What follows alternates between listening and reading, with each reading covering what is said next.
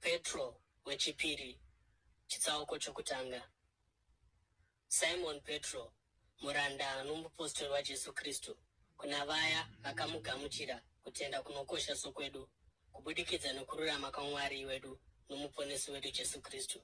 Nyasha norugare ngazvive nemi, zviwande kubudikidza nokuziva kwaMwari nokwaJesu Ishe wedu. Simba rake dzvene rakatipa zvinhu zvose zvatinoda zvoupenyu uye noumwari kubudikidza nokumuziva kwedu iye akatidana nokubwinya nokunaka kwake chaiko. Kubudikidza naizvozvo akatipa zvipikirwa zvake zvikuru kwazvo zvinokosha kuti nazvo mugone kugoverwa umwari uye mugotiza kuora kumunyika kunouyiswa nokuchiva. Nokuda kwaizvozvi shingairai kuti muwedzere kunaka pakutenda kwenyu, uye pakunaka muwedzerwe kuziva, napakuziva muwedzerwe kuzvidzora, napakuzvidzora muwedzere kutsungirira, napakutsungirira muwedzere umwari, napaumwari muwedzere kuda vatendi, napakuda vatendi muwedzere rudo. Nokuti kana mune zvinhu izvi zvichiramba zvichiwanda, zvichakuita kuti musava nousimbe uye musashayiwa zvibereko mukuziva kwenyu Ishe wedu Jesu Kristu. Asi kana munhu asina zvinhu izvi anoona zviri pedyo uye ibofu, uye akanganwa kuti iye akanatswa pazvivi zvake zvakare. Naizvozvo, hama dzangu, shingairai kwazvo kuti muite kuti kudanwa kwenyu nokusanangurwa kwenyu kusimbe. Nokuti kana muchiita zvinhu izvi hamungatongogumburwi, nokuti muchagamuchirwa nomufaro mukuru muumambo husingaperi hwaIshe nomuponesi wedu Jesu Kristu. Saka ndicharamba ndichikuyeuchidzai zvinhu izvi, kunyange zvazvo muchizviziva uye makanyatsosimba muchokwadi chamunacho zvino. Ndinofunga kuti zvakanaka kuti ndimutse nyangariro dzenyu ndichiri mutende romuviri uno, nokuti ndinoziva kuti ndichakurumidza kuibvisa sezvandakaratidzwa pachena naIshe wedu Jesu Kristu. Uye ndichashingaira kuti ndione kuti shure kwokuenda kwangu mucharamba muchirangarira zvinhu izvi, nokuti hatina kutevera ngano dzakarukwa nouchenjeri patakakuudzai nezvesimba uye nokuuya kwaIshe wedu Jesu Kristu, asi takanga tiri zvapupu zvakaona kubwinya kwake.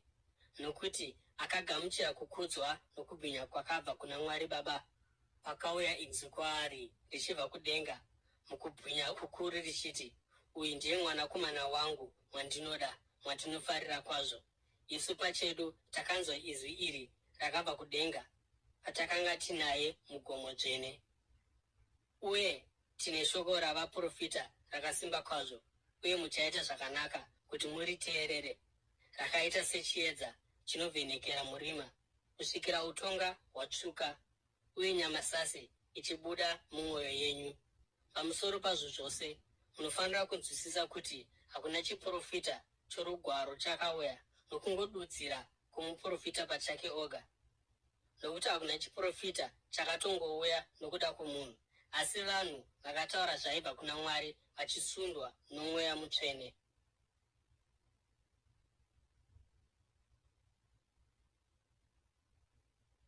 Petro wechipiri chitsauko chechipiri. Asi kwakanga kuna vaprofita venhema pakati pavanhu, sezvavachavapowo vadzidzisi venhema pakati penyu. Vachazivisa pakavanda dzidziso dzinoparadza, vachiramba kunyange naiye Ishe Tenzi akavatenga, vachiwisa pamusoro pavo kuparadzwa kunokurumidza. Vazhinji vachatevera nzira dzavo dzinonyadzisa, uye nzira yezvokwadi ichazvidzwa. Mukukara kwavo vadzidzisi ava vachakunyengerai namashoko amanomano. Kutonga kwavo kwakangova kwavamirira, uye kuparadzwa kwavo hakukotsiri. Nokuti kana Mwari asina kuregerera vatumwa pavakatadza, achivaisa mugomba rerima kuti vachengeterwe kutongwa, kana asina kuregerera nyika yakare paakauyisa mafashamu pavanhu vayo vakanga vasingatyi Mwari, asi akadzivirira Noa muparidzi wokururama navamwewo vanomwe, kana akatonga maguta eSodhomu neGomora nokuapisa nomoto kusvikira ava dota, uye akaaita muenzaniso wezvichaitika kuna vasingadi Mwari. Uye kana akanunura Roti, murume akarurama, akatambudzika nokuda kwoupenyu hwetsvina hwavanhu vakanga vakatsauka. Nokuti murume uyu akarurama agere pakati pavo zuva nezuva, akatambudzwa mumwoyo wake wakarurama nezviito zvavasakurama zvaakaona nezvaakanzwa. Kana zvakadaro, ipapo Ishe anoziva kuti anonunura sei vanhu vake vanotya Mwari kubva pamiedzo, uye kuti anobata sei vasakarurama kuti varangwe kusvikira pazuva rokutongwa.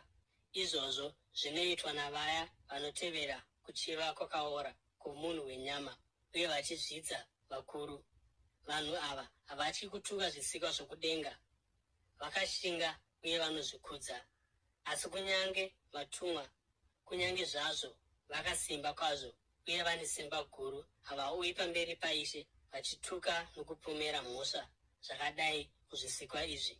Asi vanhu ava vanongomhura panyaya dzavasinganzwisisi, vakaita semhuka dzisina murangariro, zvisikwa zvisingashanduki papfungwa, zvakangoberekerwa kubatwa nokuparadzwa. Uye semhuka idzodzo, naivowo vachaparara. Vacharipirwa nokurwadziswa nokuda kwezvakaipa zvavakaita. Mukufunga kwavo vanoti kutamba masikati ndizvo zvinofadza. Ivo ndivo makwapa namavara. Vanofara mune zvinovagutsa pavanenge vachidya nemi. Vane meso azere upombwe, havatongoregi kutadza. Vanonyengera vasina mano, uye inyanzvi pakukara. Rudzi rwakatukwa, vakasiya nzira yakarurama, vakatsauka kuti vatevere nzira yaBharamu mwanakomana waBheori, akada mubayiro wokusarurama. Asi akatsurwa nembongoro nokuda kwokuita kwake zvakaipa. Mhuka isina mutauro yakataura nenzwi romunhu, uye ikadzivisa kupenga kwomuprofita. Ava vanhu matsime asina mvura, uye imhute inosundwa nemhepo. Vakachengeterwa rima guru, nokuti vanotaura zvisina maturo, mashoko okuzvikudza uye nokuchiva kwenyama yavo. Vanobata kumeso vanhu vaya vari kutiza kubva kuna vanogara mukutsauka. Vanovavimbisa kusununguka, asi ivo pachavo vari varanda vokuora. Nokuti munhu anoitwa muranda nechinhu chipi zvacho chinenge chamukunda. Kana vakatiza kuora kwenyika ino nokuda kwokuziva Ishe wedu nomuponesi Jesu Kristu, uye vakasungwazve mazviri uye vakundwa nazvo, vaipa pakupedzisira kupfuura zvavakanga vari pakutanga. Zvaiva nani kwavari kuti dai vasina kumboziva havo nzira yokururama pano kuti vaizive, ipapo vagozofuratira murayiro mutsvene wakanga wapiwa kwavari.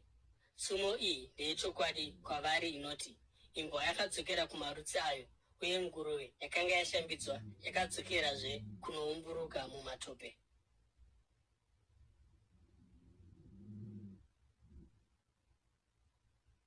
Petro wechipiri, chitsauko chechitatu. Vadikani, zvino iyi ndiyo tsamba yangu yechipiri. Ndakanyora dzose dziri mbiri sechiyeuchidzo kuti ndimutse ndangariro dzenyu pakufunga kutsvene. Ndinoda kuti murangarire mashoko akataurwa kare navaprofita vatsvene, uye nomurayiro wakapiwa naIshe nomuponesi wedu kubudikidza navapostori venyu. Chokutanga, munofanira kunzwisisa kuti mumazuva okupedzisira vaseki vachauya vachiseka, vachitevera kuchiva kwenyama yavo. Vachati, kuripiko kuuya kwaakavimbisa kubvira pakufa kwakaita madzibaba edu? Zvinhu zvose zvinoramba zvakaita sezvazvakanga zvakaita kubva pakusikwa kwenyika. Asi vanokanganwa nebhoni kuti kare neshoko raMwari denga rakavapo, uye nyika ikaumbwa ichibva mumvura, uye ikaitwa nemvura. Nemvura zhinji iyoyi, nyika yenguva iyoyo yakamedzwa uye ikaparadzwa. Neshoko rimwe chete irori, denga riripo zvino nenyika zvakachengeterwa moto, zvakachengeterwa zuva rokutongwa nerokuparadzwa kwavanhu vasingadi Mwari. Asi musakanganwa chinhu chimwe chete ichi, vadikani, kuti kuna Ishe zuva rimwe chete rakaita sechiuru chamakore, uye chiuru chamakore chakaita sezuva rimwe chete. Ishe haanonoke kuita zvaakavimbisa sokunonoka kunonzwisiswa navamwe. Ane mwoyo murefu nemi, haadi kuti ani zvake arasike, asi kuti vose vatendeuke. Asi zuva raIshe richauya sembavha. Matenga achapfuura nokutinhira. Zvirimo zvichaparadzwa nomoto, uye nyika nezvose zviri mairi zvichabudiswa pachena. Sezvo zvinhu zvose zvichizoparadzwa nenzira iyi, imi munofanira kuva vanhu vakadini? Munofanira kururama, mutsvene uye mukutya Mwari, muchitarisisa zuva raMwari uye makarindira kusvika kwaro. Zuva iro richauyisa kuparadzwa kwedenga nomoto, uye zvirimo zvichanyauka nokupisa.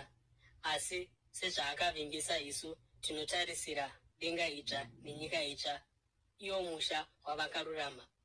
Saka zvino vadikani, sezvo muchitarisira zvinhu izvi, shingairai kuti muwanike musina gwapa, musina chamunopomerwa, uye mune rugare naye. Muzive izvi kuti mwoyo murefu waIshe wedu unoreva ruponeso, sokunyorerwa kwamakaitwa naPauro, hama yedu, nouchenjeri hwaakapiwa naMwari. Anonyora zvimwe chetezvo mutsamba dzake dzose, achitaura nyaya idzodzi. Tsamba dzake dzine zvimwe zvikukutu kuti zvinzwisiswe, zvinominamiswa navasingazive, uye vanhu vasina simba, sezvavanoita mamwe magwaro, kusvikira vaparadzwa. Naizvozvo vadikani, sezvo mava kuziva zvinhu izvi, garai makarindira kuti murege kutsauswa nokudarika kwavasina murayiro, uye mukawa kubva pakusemba kwenyu. Asi kurai munyasha nokumuziva Ishe nomuponesi wedu Jesu Kristu. Ngaave nokubwinya zvino nokusingaperi. Amen.